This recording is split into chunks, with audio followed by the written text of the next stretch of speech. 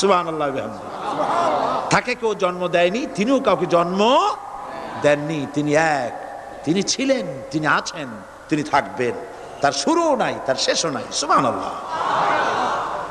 এই আল্লাহ রাব্বুল আলামিন তার পরিচয় আয়াতুল কুরসি সার্বভৌমত্বের পরিচয় দিয়েছে, আল্লাহর পরিচয় দিয়েছে। আল্লাহ তিনি খালিক। মানব সৃষ্টির এবং পৃথিবীর সৃষ্টির ইতিহাস ঘাটলে মানুষের যদি কিসমত ভালো থাকে, তাহলে আল্লাহর সান্নিধ্য, আল্লাহর অস্তিত্ব সম্পর্কে জ্ঞান তাকে আল্লাহ পাক দান করে দেন। সুবহানাল্লাহ। পৃথিবীর সৃষ্টির ব্যাপারে বুদ্ধিজীবীরা কি বলছেন দেখুন।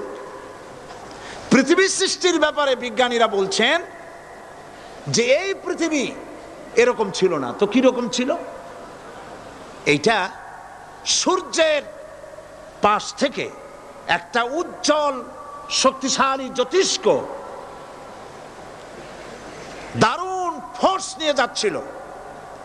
সেই ফোর্স সহ্য করতে না পেরে সূর্যের একটি দুর্বলতম অংশ সূর্য থেকে ছিটকে মহাশূন্যে পড়ে গেল, আর ঘুরতে ঘুরতে এই পৃথিবীর অস্তিত্ব লাভ করলো।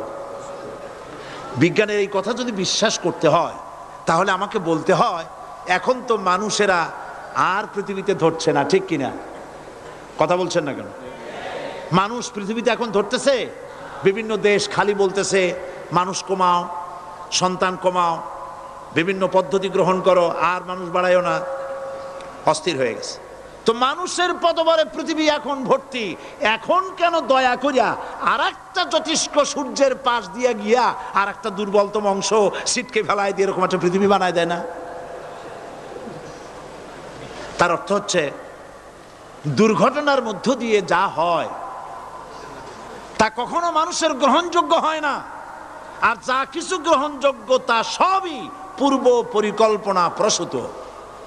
যেমন দৃষ্টান্ত দিতে গিয়ে আমি বলি, দুটো গাড়ি মুখোমুখি হয়ে অ্যাক্সিডেন্ট করলো, কাঁচগুলো ভেঙে ভেঙে চুরমার হয়ে গেল। এই মুহূর্তে চশমায় লাগানো যায় এরকম একটা সাইজ করা কাঁচ পাওয়া যাবে কি? পাওয়া যাবে? রেলগাড়ি অ্যাক্সিডেন্ট হলো, হাজার লোহার টুকরা পড়ে গেল, এক্ষুনি একখান কোদাল, একখান খন্তা, একখানা শাবল, একখানা দা, একখানা বটি অথবা জুতোয় মারার মতো একটা ছোট্ট পিনও প্রস্তুত আকারে পাওয়া যাবে কি? তাহলে বোঝা গেল অ্যাক্সিডেন্টের মাধ্যমে যা কিছু হয় তা মানুষের গ্রহণযোগ্য নয়, যা কিছু গ্রহণযোগ্য তা সব পূর্ব পরিকল্পিত। এখন আমি বলবো, বিজ্ঞানীদের কথা মতো যদি সূর্যের কোনো দুর্বলতম অংশ মহাশূন্যে পড়ে এই পৃথিবী হয়ে থাকে, তাহলে এটা পরিকল্পনার ভিত্তিতেই হয়েছে। সেই পরিকল্পনাকারীর নাম কি? বলেন, নাম কি? তবে আমি আপনাদেরকে নিশ্চিত করে বলতে পারি, সূর্যের কোনো দুর্বলতম অংশ ছিটকে পড়ে অ্যাক্সিডেন্টের মাধ্যমে পৃথিবী হয় নাই। মহাপরিকল্পনার মাধ্যমে সৃষ্টি জগৎকে টিকে রাখার জন্য আল্লাহ রাব্বুল আলামিন আলাদাভাবে পৃথিবীকে সৃষ্টি করেছেন। বিজ্ঞানের কথার সাথে কোরআন শরীফের যদি কন্ট্রাডিকশন হয়, তাহলে কার কথা মানবেন? বিজ্ঞান না আল্লাহ? জোরে বলেন, বিজ্ঞান না আল্লাহ? বিজ্ঞান বলছে, কোন সময় বলে পৃথিবী ঘোরে, কেউ বলে সূর্য ঘোরে, কেউ কয় আমরাও ঘুরি। এখন আসলে ঘোরে কে? ফয়সালা কার কাছ থেকে নেবেন? আল্লাহ রাব্বুল আলামিন কোরআন শরীফের ভিতরে বলেছেন, লাশ-শামসু ইয়ামবাগি লাহা আন তুদরিকাল কামারা ওয়ালাল লাইলু সাবিকুন নাহার ওয়া কুল্লুন ফি ফালাকি ইয়াসবাহুন। প্রবল জ্ঞানী হইবে যাহারা, আপন মনেতে বুঝিবে তাহারা, রাত্রি পারে না আগে যাইবার, দিনের স্থান করি অধিকার। চন্দ্র বাদে না সূর্যের গায়েতে, সূর্য পারে না চন্দ্রকে ধরিতে, যার যে স্থান বহাল রাখিয়া ভ্রমণ করিছে খোদাকে ডরিয়া। একটি নির্ধারিত সময় সীমা পর্যন্ত আপন আপন কক্ষপথে সব দৌড়াদৌড়ি করবে, কারো সাথে অ্যাক্সিডেন্ট হবে না কারো। ওয়াকুল্লুন ফি ফালাকি ইয়াসবাহুন, যা আছে মহাশূন্যে সব ঘুরতেছে। কে বলে? বলেন সবাই, কে বলছে? কোন সূরা? সূরা ইয়াসিন। আবার শুনুন, আল্লাহ পাক ফয়সালা দিচ্ছেন ঘোরে কেডা? শুধু সূর্য ঘোরে না, শুধু চন্দ্র ঘোরে না, আল্লাহ মহাশূন্যে যা রেখেছেন সব ঘুরতেছে, সবই সন্তরণশীল, সব গতিশীল। সুতরাং ফয়সালা তো আল্লাহর কাছ থেকে নিতে হবে। পৃথিবী সৃষ্টি করেছেন, মানব গোষ্ঠী সৃষ্টি করেছেন এবং মানুষের প্রয়োজন মিটিয়েছেন। এই মানুষগুলিকে কে সৃষ্টি করেছেন? মানুষ সৃষ্টির ব্যাপারেও দার্শনিকরা মানুষদেরকে বিভ্রান্ত করে। যা কলেজে বিশ্ববিদ্যালয়ে পড়ানো হয়, এই কোরআন শরীফ বিশ্ববিদ্যালয়ে পড়ানো হয়? হ্যাঁ হয়। কয়েকটা আয়াত, কয়েকটা সূরা পরীক্ষায় পাশ করার জন্য একটু একটু অপশনাল রেখে দেওয়া হয়েছে। বর্তমান যে শিক্ষা কমিশন, শামসুল হক শিক্ষা কমিশন রিপোর্ট মন্ত্রী পরিষদে অনুমোদন করেছে বর্তমান সরকার। এই শিক্ষানীতিতে বলা হয়েছে ক্লাস 1 থেকে নিয়ে ক্লাস 5 পর্যন্ত ধর্মীয় শিক্ষা দিতে দেওয়া হবে না। তাহলে ক্লাস 5 পর্যন্ত যদি ধর্মীয় শিক্ষা না থাকে, তাহলে ক্লাস 6-7-এ ওঠার পর আলিফ জাওরা বাজাবরবা আনাকুম জানাকুম ছেলেরা পড়বে? মেয়েরা পড়বে? আসল উদ্দেশ্য হলো ইসলাম থেকে জাতিকে দূরে সরাবার জন্য ষড়যন্ত্র। এই সরকারের প্রণীত শিক্ষানীতি আমরা মানি না। আপনারা মানেন? যেই মাদ্রাসা মানুষের চরিত্র সৃষ্টি করে, বর্তমান সরকার সেই মাদ্রাসাগুলি একটা একটা করে ধ্বংস করার পরিকল্পনা গ্রহণ করেছে। সুতরাং আসল শিক্ষা হলো কোরআনের কাছে। আসল শিক্ষা কোথায়? কোরআনের কাছে। কোরআন যদি শিখানো হতো, কোরআন যদি শিখানো হতো কলেজে বিশ্ববিদ্যালয়, তাহলে গতকাল চট্টগ্রাম বিশ্ববিদ্যালয় থেকে যেসব ছেলেরা বিশ্ববিদ্যালয় কর্তৃপক্ষ কর্তৃক বরাদ্দকৃত, হাইজ্যাক করা নয়, বরাদ্দকৃত 4খানা বাস দিয়ে কোরআন শুনতে আসতে চেয়েছিল, বর্তমান সরকারের তথাকথিত সোনার ছেলেরা আসতে দিল না। কোরআন যদি তারা পড়তো, তাহলে কোরআন শরীফ শুনতে তারাও আসতো। কপাল পোড়া। জোরে বলেন কি? আরো জোরে বলেন কি? কপাল পোড়া। সব ভালো লাগে, কোরআন ভালো লাগে না। এদেরকে শিখানো হয়েছে, আরে তোমরা তো মানুষ না। বলে আমরা কি? তো তোমাদের ডারউইন বাবাজি বলে নাই, শোনো নাই? কি পড়ো টড়ো তোমরা, বুদ্ধি শুদ্ধি রাখো না। ডারউইন বলেছে, থিওরি অফ ইভলিউশনের মধ্যে বলেছেন মানুষ মানুষ না। বলে কি? মানুষ হলো বান্দর। কপাল পোড়া। কি কপালে লেখা থাকে? কাজে কামে প্রকাশ হয়ে যায়। ডারউইন বলল মানুষ মানুষ না। আলফ্রেড বললেন মানুষ হলো মানুষই ঠিক, তবে মানুষ হলো সেক্স সর্বস্ব জীব। সেক্স সমস্যার সমাধান করলে মানুষের সব সমস্যার সমাধান হয়ে যাবে। কার্ল মার্কস বললেন মানুষ হলো পেট সর্বস্ব জীব, পেট সমস্যার সমাধান করে দিলে সব সমস্যা শেষ। আর ডারউইন বললেন মানুষ মানুষই না, মানুষ কি? বলে বান্দর। ওরাং ওটাং শিম্পাজি আর ব্যাং থেকে মানুষের উৎপত্তি হয়েছে। আমি যখন জীবনের প্রথম শিম্পাজি দেখলাম, ওরাং ওটাং দেখলাম, তখন আমি মনে করেছি যে ডারউইন খামোখা ভুল করে নাই। এইটা দেখেই ও মনে করেছে যে এই হচ্ছে আমার মাতামহের গোষ্ঠী, এই হলো পিতামহের গোষ্ঠী। আপনারা একটু মাথা কাটায় চিন্তা করেন, মানুষ যদি বান্দর থেকে হবে, আজও বানর ফরেস্ট এরিয়া আছে কিনা বাংলাদেশে? চিল্লায় বলেন আছে কিনা? তো মানুষ যদি বান্দর থেকেই হবে, আপনারা কি কোনোদিন দেখেছেন যে একটা বান্দরের কোমর পর্যন্ত মানুষের মতো হয়ে সারছে? আর কিছুদিন গেলেই পুরা মানুষ হয়ে যাবে। গলা পর্যন্ত মানুষের মতো হয়ে গেছে, আর কদিন গেলেই মানুষ হয়ে যাবে। দেখছেন কখনো? আচ্ছা আপনারা বলেন, পাবদা মাছ আপনারা চট্টগ্রামে কি বলেন? পাবদাই বলেন। পাবদা মাছ দেখতে কি মাছের মতো লাগে? বোয়াল মাছের মতো। কোন পাগলে কি বলছে কথা যে বোয়ালের পূর্বপুরুষ পাবদা? পাবদাগুলি পুটি টুটি খাইয়া খাইয়া আস্তে আস্তে বোয়াল হয়ে গেছে, এ কথা কেউ বলে? আচ্ছা, শোলের যে ছোট সাইজ, শোল মাছ, গজাল মাছ, এর যে ছোট্ট সাইজ, ভর্তা করে খায়, শুটকি বানায় খায়, ওগুলোর কি বলে? টাকি মাছ। এই টাকি মাছ দেখতে শোল মাছের মতো। কেউ পাগলকে আজ পর্যন্ত বলেছে যে শোল মাছের পূর্বপুরুষ টাকি, টাকিগুলা সার মার খাইয়া আস্তে আস্তে শৌলে পরিণত হয়ে গেছে? কেউ বলেছে কখনো? ডারউইন কয় বোতল খাইয়া যে এই মতবাদ লিখছে আল্লাহই ভালো জানে। যে বান্দরের থেকে মানুষ আবিষ্কার হয়েছে, নাউজুবিল্লাহ। এগুলি পড়ানো হয় কলেজে, বিশ্ববিদ্যালয়, তাই আমাদের সোনার ছেলেরা বান্দরামি করে। ওদের যদি পড়ানো হইতো তোমরা বান্দরের গোষ্ঠী নও, তোমরা মানুষ, মর্যাদা কার বেশি, বান্দরের না মানুষের? এ পৃথিবীর প্রথম মানুষকে আদম আলাইহিস সালাম। আদম হইছেন কি দিয়ে? মাটি দিয়ে। আল্লাহ রাব্বুল আলামিন যিনি মানুষ সৃষ্টি করেছেন, তিনি কোরআন শরীফের ভিতরে বলে দিয়েছেন, আমি প্রথমেই বলেছি, আপনারা লক্ষ্য করুন, এই কোরআন তাবিজের কিতাব নয়, এই কোরআন তদবিরের কিতাব নয়, ঝাড়ফুঁকের কিতাব নয়। কোরআন হলো পৃথিবীর মানুষের জন্য কোড অফ লাইফ, পূর্ণাঙ্গ জীবন বিধান। সব কিছু আল্লাহ পাক কোরআনের ভিতরে বলে দিয়েছেন, কোনো জিনিস বাদ দেন নাই। আপনি আমি কেমনে সৃষ্টি হয়েছি আল্লাহ পাক কোরআনের ভিতরে বলেছেন, ইন্না খালাকনাকুম মিন তুরাবিন সুম্মা মিন নুতফাতিন সুম্মা মিন আলাকাতিন সুম্মা মিন মুদগা।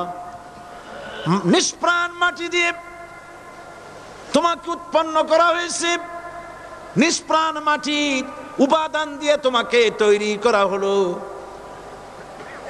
মায়ের পেটের ভিতরে এক ফোঁটা নাপাক পানি জমাট রক্তে পরিণত হয়ে গেল। জমাট রক্ত আস্তে করে গোস্ত পিণ্ড হলো। গোস্ত পিণ্ডকে সুন্দর করে সাজায়া, হাড্ডি গুড্ডি বানায়া, স্ট্রাকচার তৈরি করে তার উপরে ফাকাসাউনাল ইযামা লাহমা,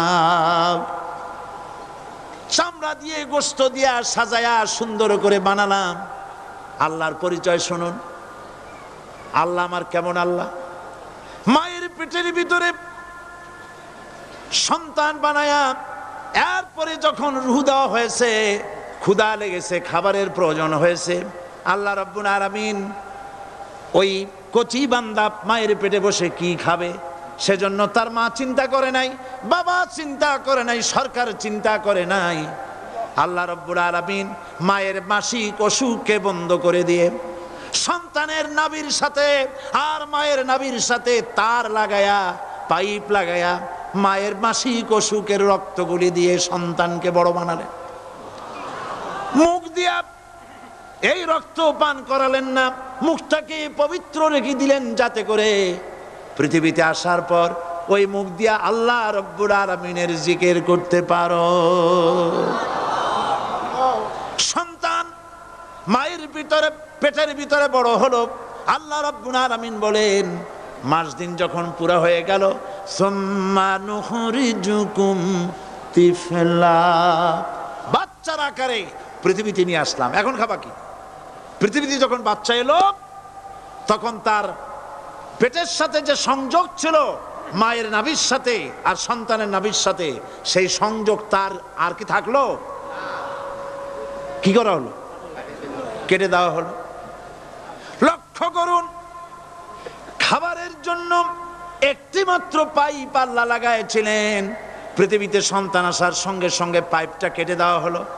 এবার কি খাবে? আল্লাহ রাব্বুল আলামিন মায়ের বুক থেকে সন্তানের জন্য এবার সিঙ্গেল সিগন্যাল, তার জন্য সিঙ্গেল কোন লাইন যেটা ছিল কেটে দিয়া মায়ের বুক থেকে সন্তানের জন্য ডাবল লাইন আল্লাহ চালু করে দিলেন।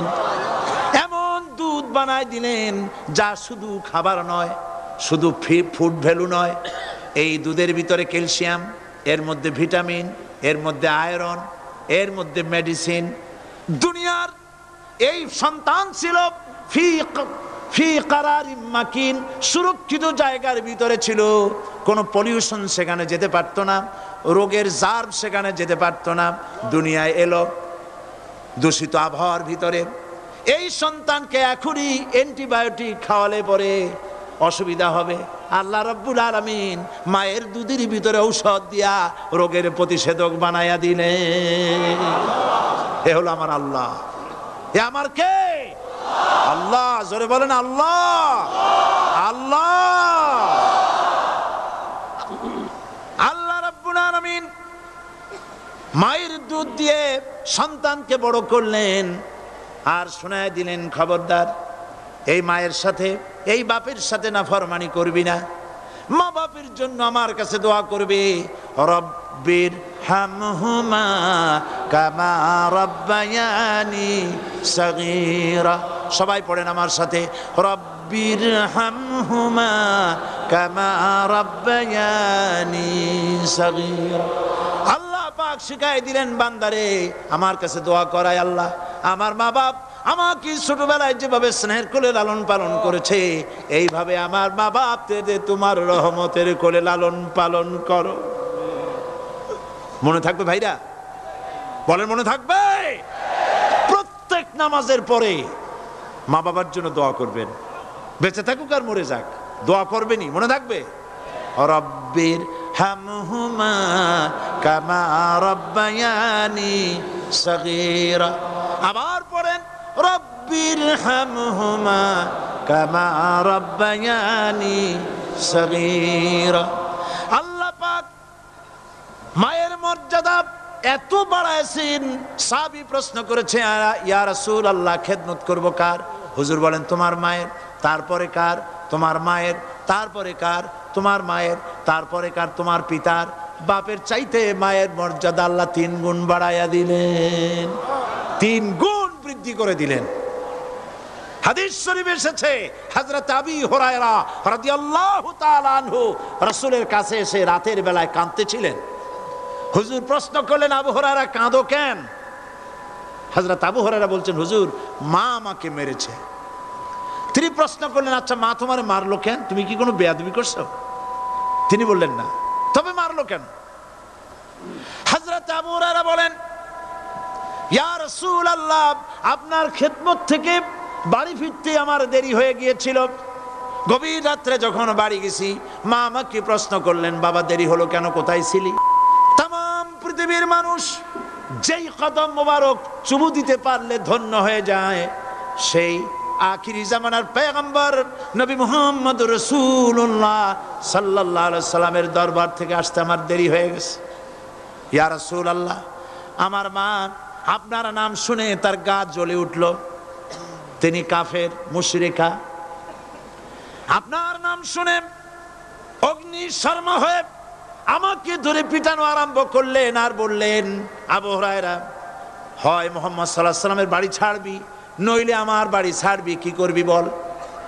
মার খেতে খেতে আমি বললাম, মা তোমার গায়ে যত শক্তি আছে আমারে মারো, তোমার বাড়ি শুদ্ধ, তাম দুনিয়াটা ছেড়ে দিতে পারি, মুহাম্মদ রাসূলুল্লাহর কদম মোবারক ছেড়ে দিতে পারি না। হুজুর আমার মা গলা ধাক্কা মেরে আমাকে বের করে দিয়েছেন। হুজুর বলছেন, আবু হুরায়রা মা তোমাকে মেরেছে আর আমার কাছে নালিশ করছো, আমি তোমার মায়ের কোনো বিচার করতে পারবো না। সুবহানাল্লাহ।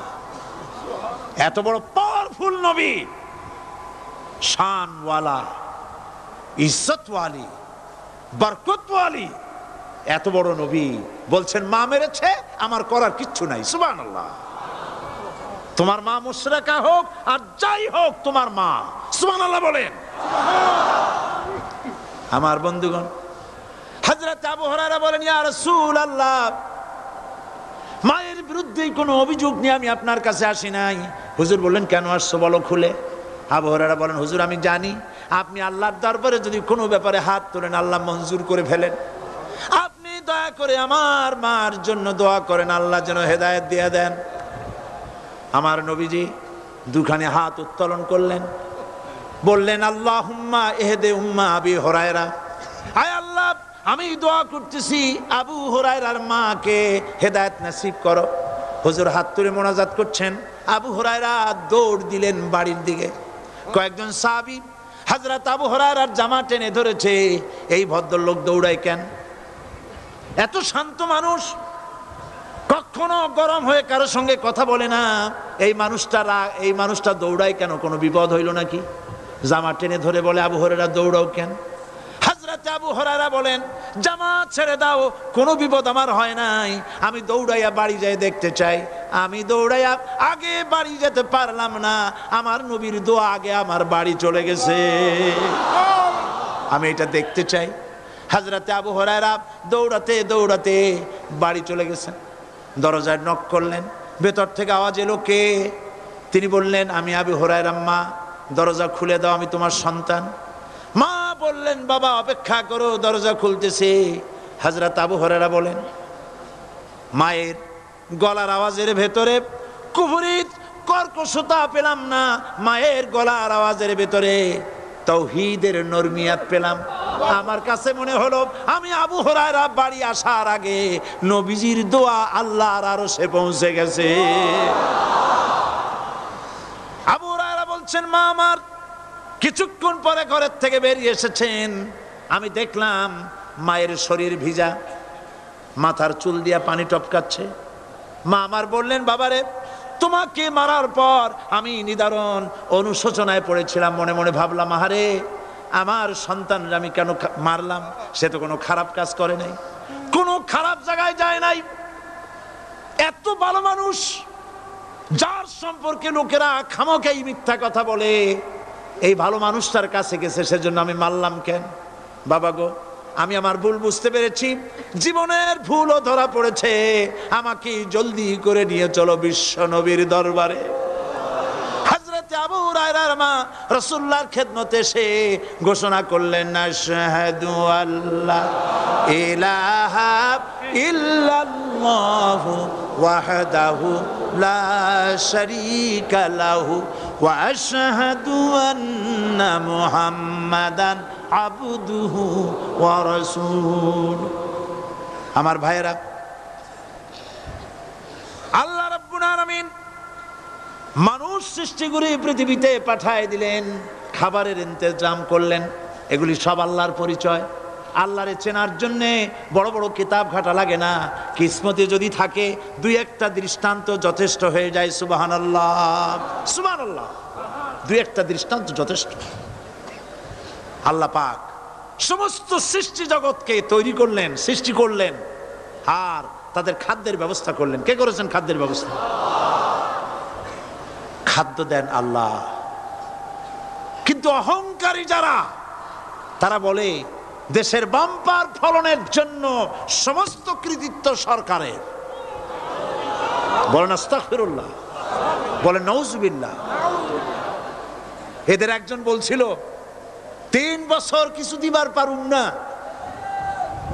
লোকেরা কয় আমরা না খাইয়া থাহুম, আল্লাহ কয় আমিও দেহুম, কদ্দুর পারো না খাইয়া থাকতে।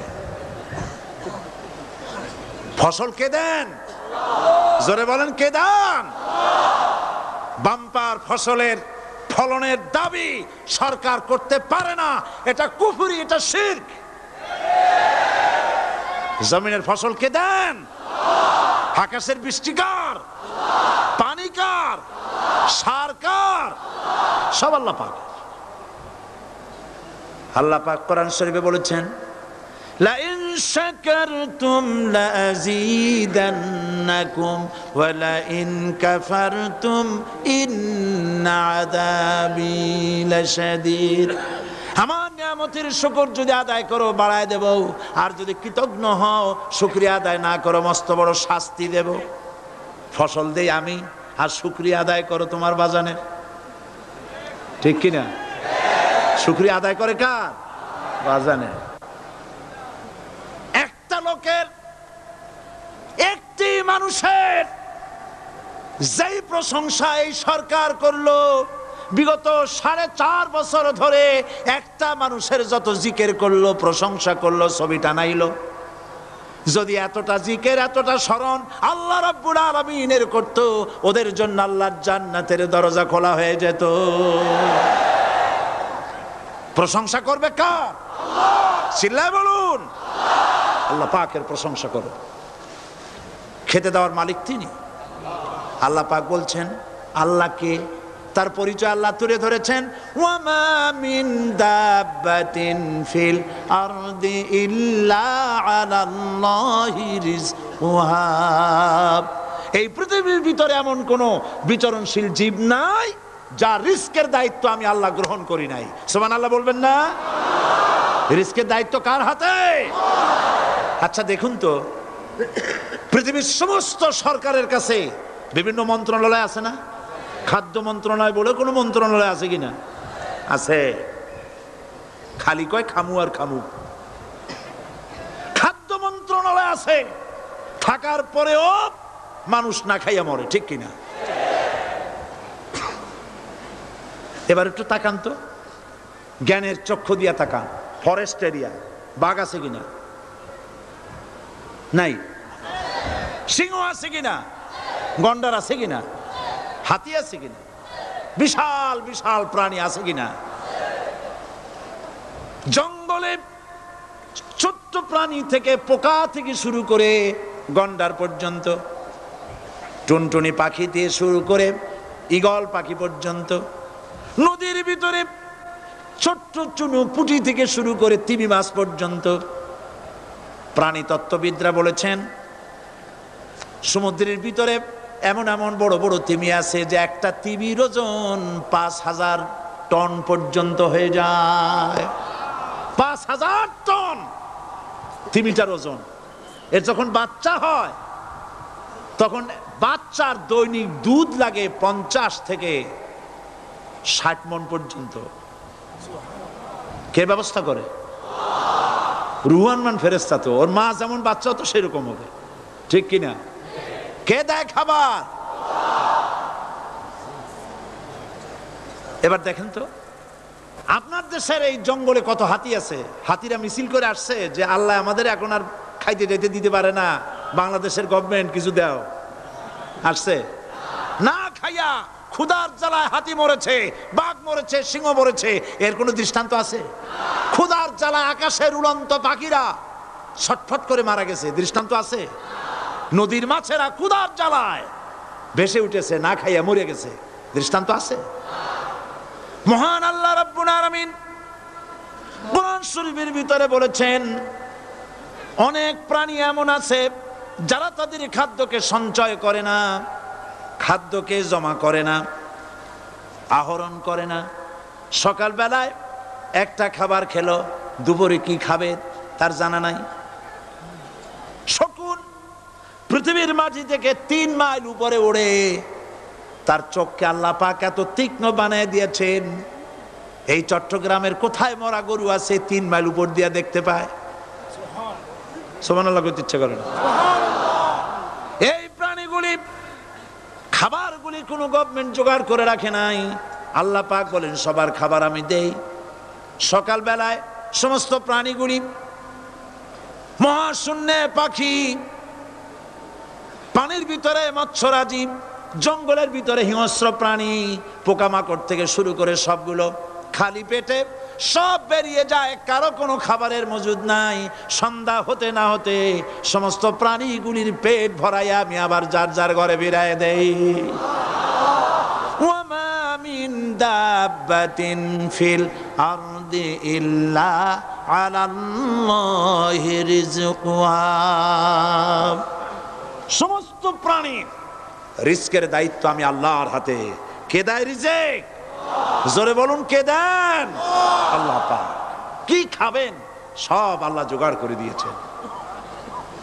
তরি তরকারি জোগাড় করেছেন, মাছ জোগাড় করেছেন, চাউল দিয়েছেন, খাবার দিয়েছেন, গোশত দিয়েছেন, সব দিয়ে দিয়েছেন। আল্লাহ রাব্বুল আলামিন সমস্ত জিনিস দিয়ে মানুষকে আল্লাহ পাক তার জন্য আল্লাহ সব করেছেন। খালাকালাকুম মা ফিল আরদি জামিআ।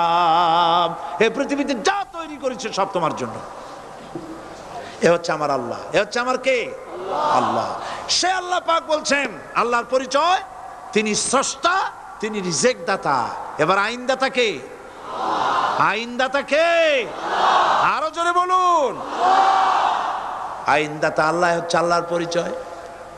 ইনিল হুকমু ইল্লা লিল্লাহ আলা লাহুল খালকু ওয়াল আমর সৃষ্টি যার, আইন চলবে তার। আমার দেশে আল্লাহর আইন চলছে? আমাদের দেশের কল কারখানা, ক্ষেত খামার, অফিস আদালত আল্লাহর আইন অনুযায়ী চলে? চলে না। বরং আল্লাহর আইনকে মুছে ফেলার জন্য, নিজেদের আইন সৃষ্টি করার জন্য প্রচেষ্টা চালানো হচ্ছে। আল্লাহর আইন মানুষের জন্য সব থেকে বেশি উপযোগী, কারণ সৃষ্টি করেছেন কে? বলেন, কে করেছেন? আল্লাহ।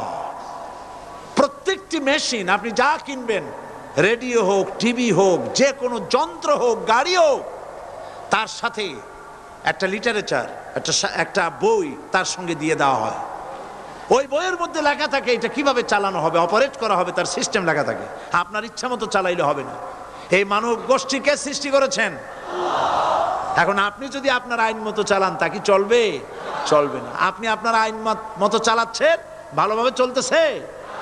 চলতেছে না। স্বরাষ্ট্রমন্ত্রী বলতেছেন সন্ত্রাসীদেরকে মাটির তলা থেকে খুঁজে বের করা হবে, কিন্তু নাকের উপর দিয়া ব্রিফকেস চুরি হয়ে যায়, উনি তা ধরতে পারেন না। এই হলো আইন। অনাবরত খুন হচ্ছে, অনাবরত সন্ত্রাসী তৎপরতা চলছে, আর ওনারা বলছেন আগের থেকে এগুলি চলে আসছে, একজনের খুনের বিচার না হইলে এরকম খুন তো হইতেই থাকবে। তাহলে খুনকে, হত্যাকে, সন্ত্রাসকে সরকার জাস্টিফাইড করছেন। নাউযুবিল্লাহি মিন যালিক। এই জন্য আইন হতে হবে আল্লাহর। আইন হতে হবে কার? চিল্লায় বলেন, আল্লাহ পাকের আইন হতে হবে। আমি একদিন পার্লামেন্টে বলেছিলাম, আমার দেশের নেতা নেত্রীরা বারবার হজ করতে যান, উমরা করতে যান, সেখান থেকে আসার সময় কি আনেন? আতর, পাথর, সুরমা আর খুরমা, এই কিছু নিয়ে আসলেন। কিন্তু আমি বলেছি, আপনারা কি কিছু চোখে দেখেন না? পার্লামেন্টে এইভাবে বক্তৃতা করেছে, কিছু চোখে দেখেন না? আমি প্রশ্ন করে আমি আবার জবাব দিচ্ছি, আপনারা যারা হজ করতে যান, উমরা করতে যান, হজের কথাই ধরি, এই হজ করতে যখন যান তখন মুজদালিফায় একটা রাত কাটাইতে হয়। সেটা কোন দিন? ইয়ৌমে আরাফার পরের দিন। এই মাঠে দালান কোঠা আছে, এখানে বেড়া আছে, শামিয়ানা আছে, পর্দা আছে, তাবু আছে, কিচ্ছু নাই। লক্ষ লক্ষ নারী আর পুরুষ পাশাপাশি শুয়ে থাকে, তাও সুবহানাল্লাহ কইতে ইচ্ছা করে না। সারা রাত জনে জনে পুলিশ পাহারাদার নাই।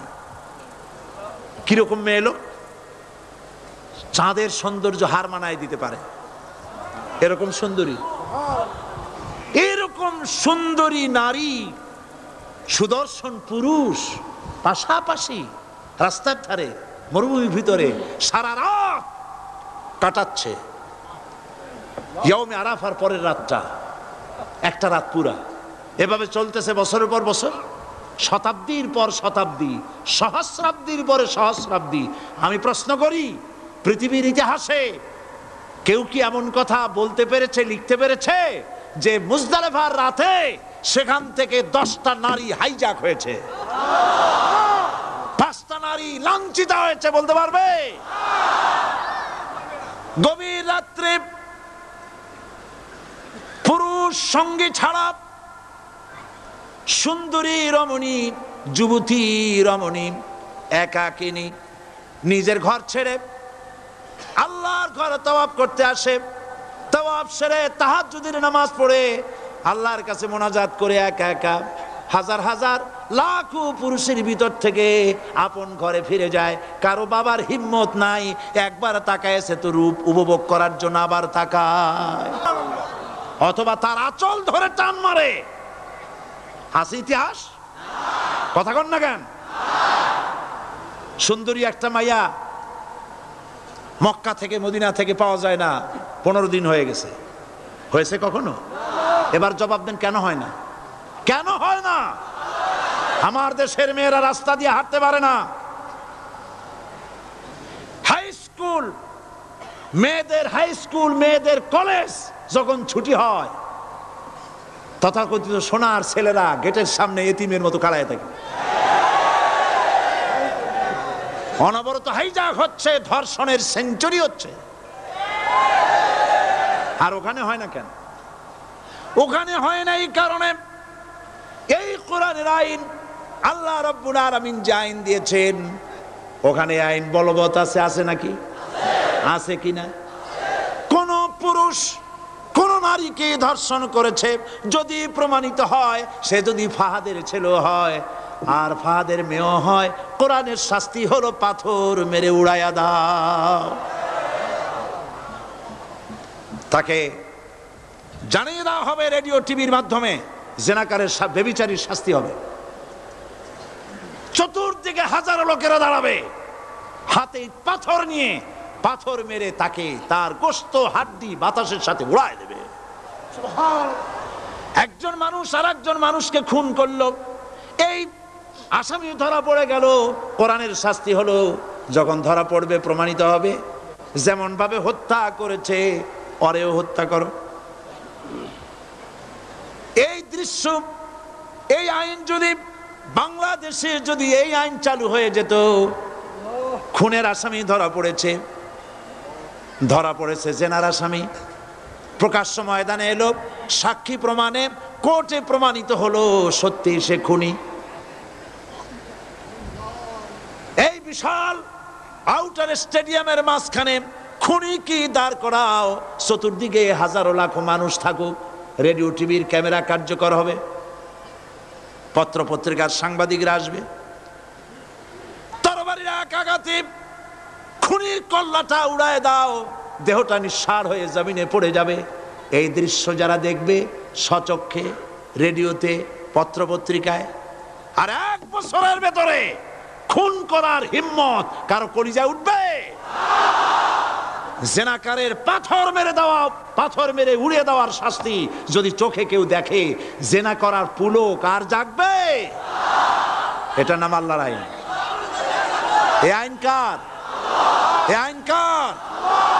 এই আইন যতদিন পর্যন্ত বাংলার মানুষের, মুসলমানদের উপরে কার্যকরী না হচ্ছে, এই দেশে কার্যকরী না হবে, ততদিন পর্যন্ত হত্যা, ধর্ষণ, খুন বন্ধ হবে না। বন্ধ হবে? সুতরাং এই আইন হচ্ছে কার? আরো জোরে বলেন, আল্লাহ রাব্বুল আলামিন। মহান আল্লাহ রাব্বুল আলামিনের এই আইন অনুযায়ী যদি দেশ চলে, মানুষ শান্তি পাবে, চুরি বন্ধ হবে, ডাকাতি বন্ধ হবে, জেনা বন্ধ হবে, হত্যা ধর্ষণ বন্ধ হয়ে যাবে। নবীজি এমন একটি আইন চালু করে দিয়ে, কোরআনের বিধান চালু করে দিয়ে এমন একটা সমাজ চালু করেছিলেন, যেই সমাজ সম্পর্কে হুজুর নিজে বলেছেন, খায়রুল কুরুনে কারনি, সর্বশ্রেষ্ঠ যুগ হলো কার যুগ? আমার যুগ। সুবহানাল্লাহ বলেন।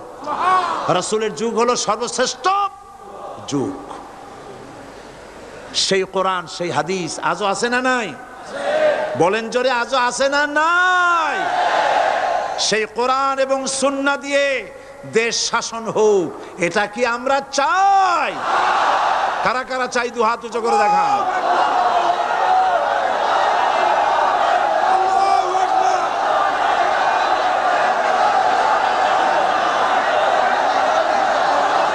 আরে ভাই, আপনারা দাঁড়ায় গেলেন কেন?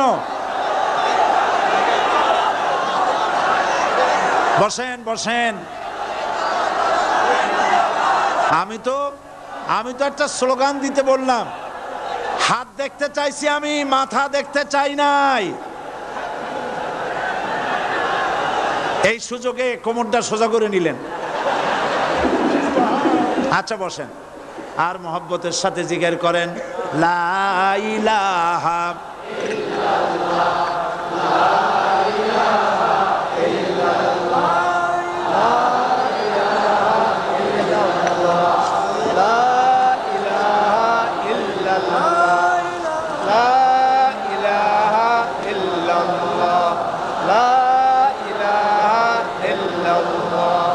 জোরে সরে সবাই সবাই জিকির করেন লা ইলাহা ইল্লাল্লাহ, লা ইলাহা ইল্লাল্লাহ, লা ইলাহা ইল্লাল্লাহ, লা ইলাহা ইল্লাল্লাহু মুহাম্মাদুর রাসূলুল্লাহ। বসুন, আমরা মুনাজাত করব। আল্লাহ রাব্বুল আলামিন আয়াতুল কুরসির ভিতরে আল্লাহর সার্বভৌমত্বের কথা বলেছেন। আল্লাহু লা ইলাহা ইল্লা হুয়াল হাইয়ুল কাইয়্যুম। পড়েন আমার সাথে সবাই, আল্লাহু লা ইলাহা ইল্লা হুয়াল হাইয়ুল কাইয়্যুম। আল্লাহ হচ্ছেন যিনি ছাড়া কোনো ইলাহ নাই, তিনি শাশ্বত চিরঞ্জীব। সুবহানাল্লাহি বিহামদিহি। আগামীকাল এর বাকি অংশ আমি আপনাদের সামনে আলোচনা করব ইনশাআল্লাহ। জোরে বলেন ইনশাআল্লাহ। দাঁড়ানো ভাইরা বসেন, আপনাদের পাশে যারা দাঁড়িয়েছেন অনুরোধ করে বসায় দেন। বলেন যে আর 5টা মিনিট বসেন, আল্লাহর রাস্তায় হাঁটেন না। হ্যাঁ বলেন, বলেন আপনারা যে আল্লাহর রাস্তায় হাঁটেন না, বসেন, সবাই বসেন। এত বড় মাহফিলের মুনাজাত, সুবহানাল্লাহ বলেন। চট্টগ্রামের ইতিহাসের শ্রেষ্ঠ মাহফিল, চিল্লায় বলেন সুবহানাল্লাহ। গোটা বিশ্বের কোরআনের শ্রেষ্ঠ মাহফিল, বলেন সুবহানাল্লাহ। যারা বলেন আলহামদুলিল্লাহ। আগামীকাল এ মাহফিলের আখেরি মুনাজাত হবে ইনশাআল্লাহ। বলেন ইনশাআল্লাহ। আমি আন্তরিকভাবে দুঃখিত, প্রতি বছর আমার মা বোনদের জন্য, চট্টগ্রামবাসী আমার মা বোনদের জন্য আলাদাভাবে তাদের প্রশ্নের উত্তর দেই এবং তাদের সামনে কোরআন হাদিসের কথা আলাদাভাবে বলি। এবছর দিন কম হয়ে গেল বলে মহিলারা, মা বোনেরা বঞ্চিতা হয়ে গেলেন। শিশু কিশোরদের জন্য আলাদাভাবে সমাবেশ করা হয়, তাও বঞ্চিত হয়ে গেল। এই বিশাল তাফসীরুল কোরআন মাহফিলের বরকত থেকে চিটাগংবাসীকে যারা বঞ্চিত করলো, আল্লাহ তাদের হেদায়েত নসিব করে দিন। যদি হৃদয় থাকে, যদি হৃদয় বলে কিছু থাকে, বিবেক বলে যদি কিছু থাকে, আর শরীর যদি মুসলমানের পিওর রক্ত থাকে, তাহলে বাড়ি বসে অনুশোচনা করা উচিত, চোখের পানি ফেলানো উচিত ওই সব লোকের যারা এই বরকতপূর্ণ মাহফিলকে বাধা দিয়েছে। আর যাদের কলজার মধ্যে আল্লাহ মোহর মেরে দিয়েছে, এগুলোর তো হেদায়েত হবে না। যাদেরকে আল্লাহ পাক তৈরি করেছেন জাহান্নামের জন্য, ওদের কাছে মাহফিল অসহ্য, সহ্যই হবে না। নাউজুবিল্লাহ বলেন। চট্টগ্রামবাসীর জন্য তাফসীরুল কোরআন মাহফিল নিয়ামত। এই নিয়ামত কিয়ামত পর্যন্ত আল্লাহ টিকায় রাখুন, বলি আমিন। আগামীকালের আখেরি মোনাজাতে সমস্ত মুসলমান চতুর্দিক থেকে আল্লাহ পাকের নারা লাগাতে লাগাতে আসবেন। আল্লাহু আকবার, নারায়ে তাকবীর। গোটা চট্টগ্রাম, গোটা চিটাগং শহর আগামীকাল কোরআনের মিছিলের শহর হবে ইনশাআল্লাহ।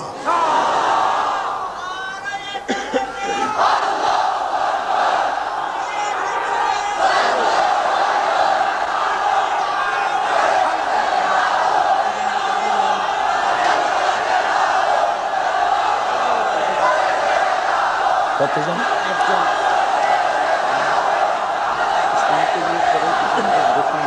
আপনি দেবেন।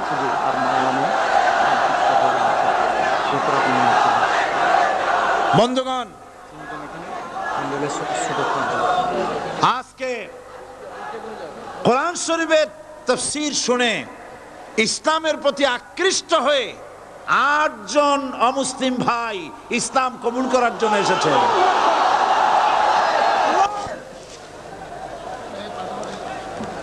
লা ইলাহা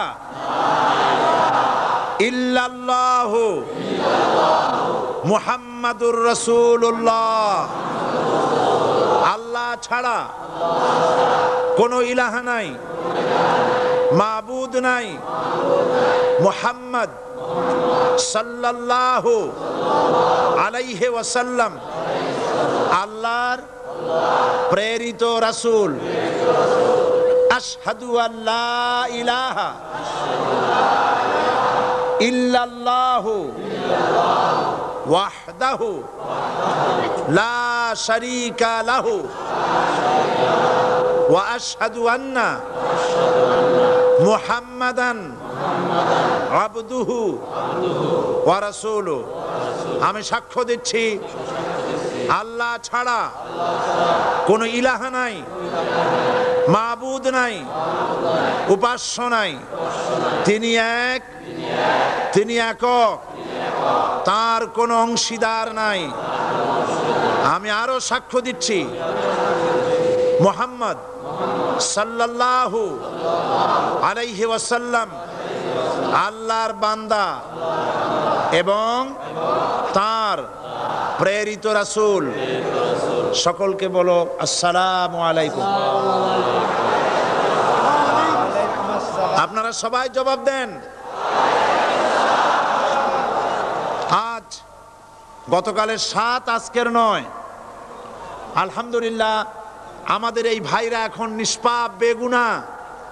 আমাদের এই নবাগত ইসলামে দীক্ষিত নিষ্পাপ মুসলমানদের সাথে আমি আপনাদের পক্ষ থেকে আলিঙ্গন করছি।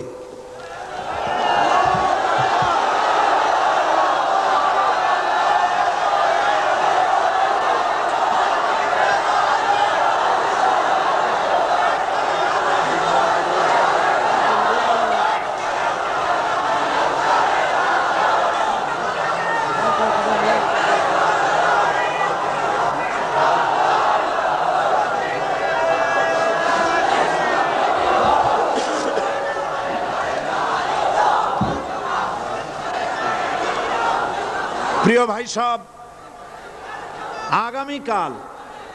আগামীকাল আপনারা দলে দলে চতুর্দিক থেকে আল্লাহ পাকের বড়ত্ব, মহানত্ব, শ্রেষ্ঠত্বের ঘোষণা দিতে দিতে আসবেন। আল্লাহর বড়ত্ব, বিরাটত্ব, মহানত্ব আর শ্রেষ্ঠত্বের ঘোষণা দিতে হয় কিভাবে? আল্লাহু আকবার। সবাই জোরে বলেন, আরো চিল্লায় বলেন।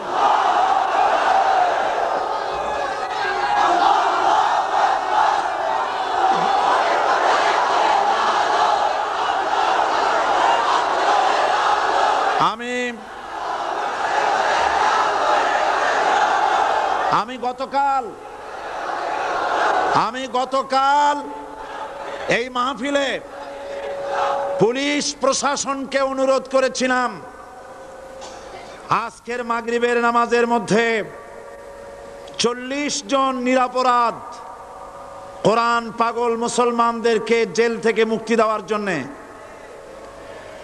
আপনারা তামসা মনে করবেন না।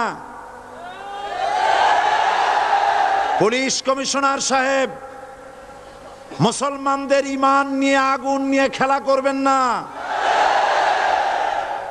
রাজশাহী এবং চট্টগ্রাম এক জিনিস নয়। আপনি রাজশাহীকে নির্যাতন করে এসেছেন, আমাদের কাছে সে হিসাব আছে। আপনি চট্টগ্রামের যদি এই মুসলমান ছেড়ে না দেন, আপনার মৃত্যু হবে, পাগল হয়ে মরবে।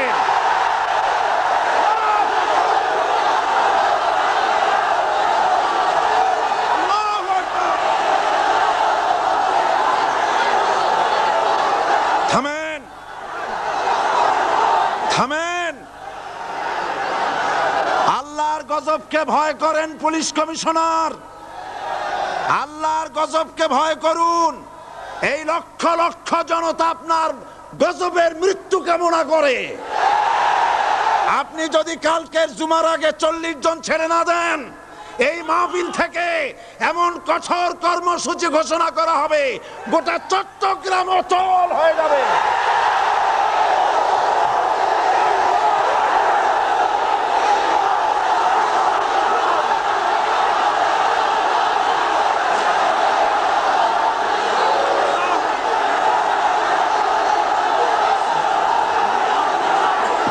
বসুন, বসুন।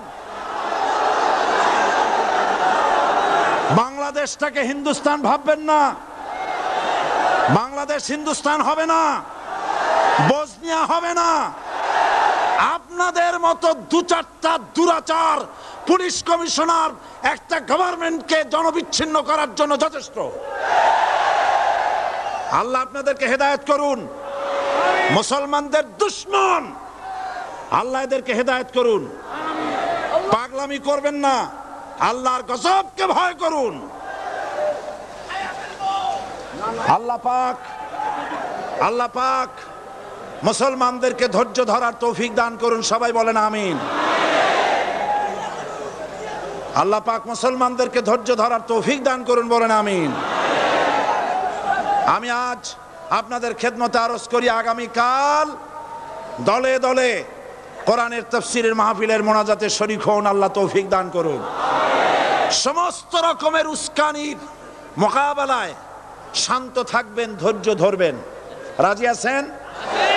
রাজি আছেন?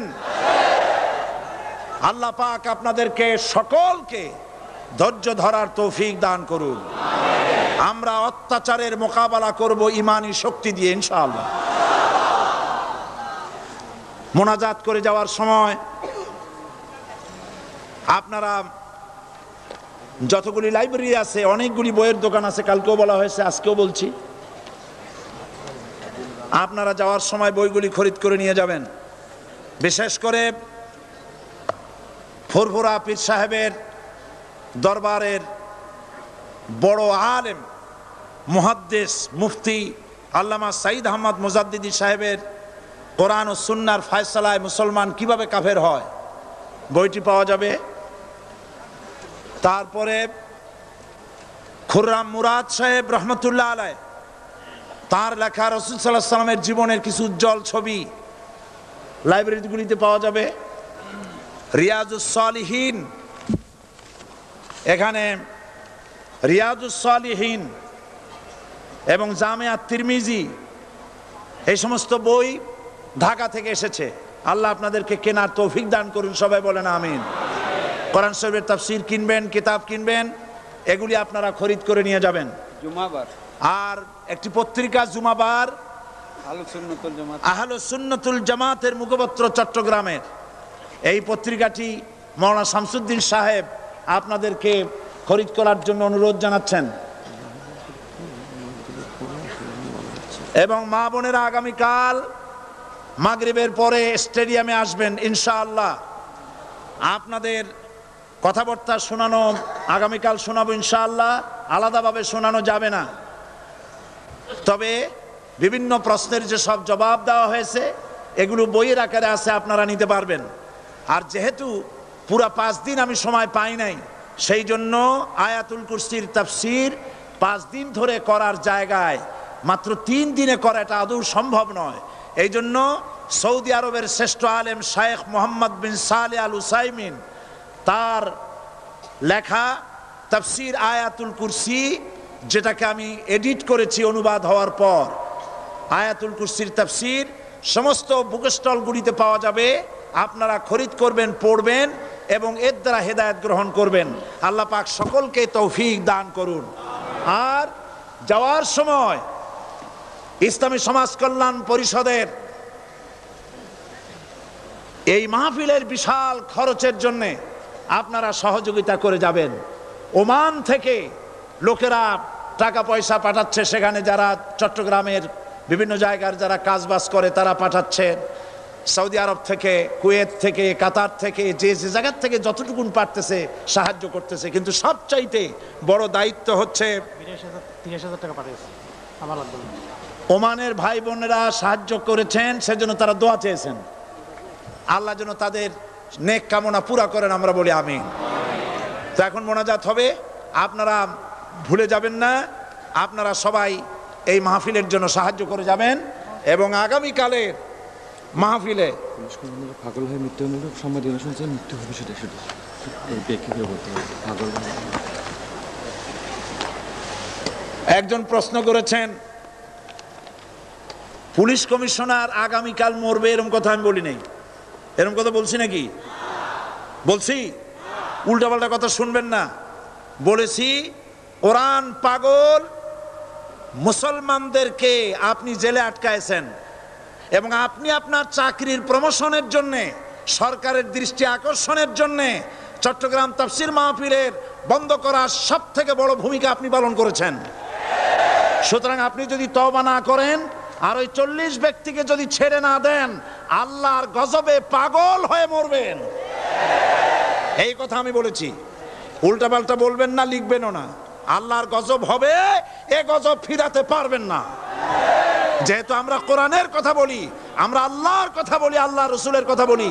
আপনি চট্টগ্রামের মুসলমান পুলিশ যারা কোরআনের জন্য কান্দে, মুনাজাতে শরীক হয়, এই মুসলমান পুলিশদেরকে জুতা পায়ে দিয়া মসজিদে ঢোকার সাহস আপনি দিয়েছেন। আমার পুলিশের কোনো দোষ না, আপনি পুলিশদেরকে ব্যবহার করেছেন। আপনি চট্টগ্রাম ছেড়ে পালিয়ে যান, আপনি চট্টগ্রামের উপযুক্ত নন। এটা মুসলমানের এলাকা, কোন হিন্দু এলাকায় চলে যান। আপনি নিজে নিজে পদত্যাগ করেন, সরকার আপনাকে পাঠাক আর না পাঠাক, আপনি পালায়ে যান।